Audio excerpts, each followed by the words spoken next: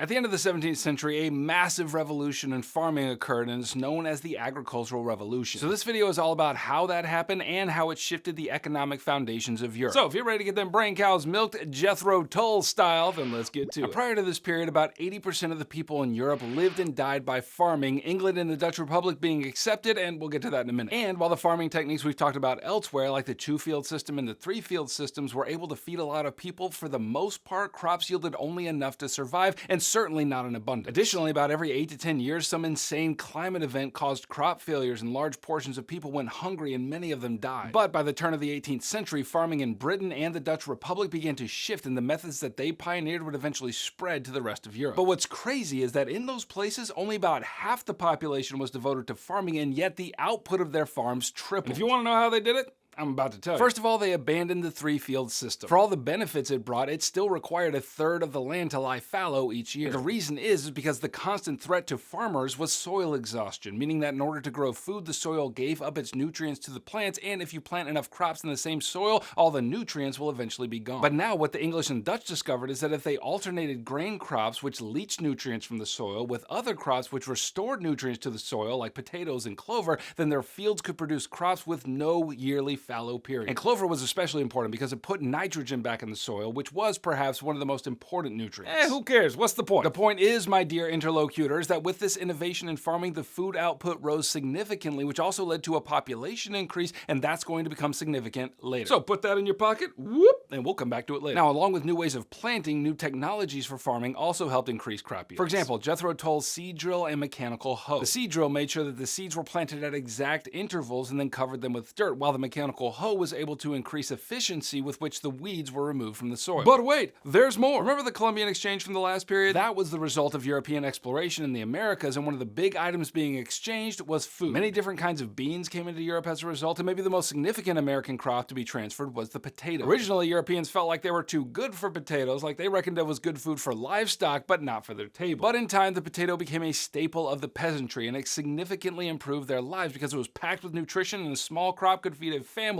heartily. And so all of this taken together is what we call the Agricultural Revolution, and it both increased the amount of food available in Europe and contributed to longer lifespans among the population. Now, this population explosion combined with the fewer people needed for farming meant that a lot of people didn't have enough work. And that reality contributed to another significant economic change during this period, namely the rapid expansion of the cottage industry. Now, you probably know what a cottage is. It's a little house. And you probably know what industry means. It means making goods for sale. So put them together, and what do you get? Making goods for sale in your little house, and that is the cottage industry. With fewer and fewer people needed for farming, rural households needed to supplement their earnings with the cottage industry. Now, the cottage industry was organized according to the putting out system, and here's what that means. Merchant capitalists would provide raw materials to rural workers who would then manufacture those materials into finished goods. The merchant would pay the worker and then go sell the finished goods on the market. This arrangement laid the groundwork for the Industrial Revolution's factory system, but we'll get to that in another video. Now, the cottage industry in rural areas was creating a significant stir, not least because it began competing with urban guild workers. In the cities, if you were an artisan and wanted to get paid for your work, you had to be a guild member. And if you were a member, you had a certain amount of prestige and protection for your wages. And if you were not a member, and typical non-members included women and immigrants and Jews, then you had to scratch out a living on the margins of society. But with the putting out system, those folks who were previously consigned to the margins could work, albeit for pretty low wages, apart from membership in a guild. So that was a significant way in which labor and trade were increasingly freed from traditional restrictions imposed by governments and corporate entities. Now, the growth of this kind of market economy led to an increasing demand for manufactured goods, which meant there was a push to get manufacturing out of people's homes and into these new buildings called factories. And nowhere was this shift more pronounced than in England. The British wool industry was second to none, and the putting out system enabled many workers to specialize in their trades. Some raised sheep, others processed wool, and still others wove fabric, and then still others dyed it. And as Europeans began demanding more and more wool, Britain increased its production, which led to more people working and earning decent wages to boot. Now, the merchants paid the workers directly, and that led to a growing money economy, which, in case you couldn't discern, is an economy that runs on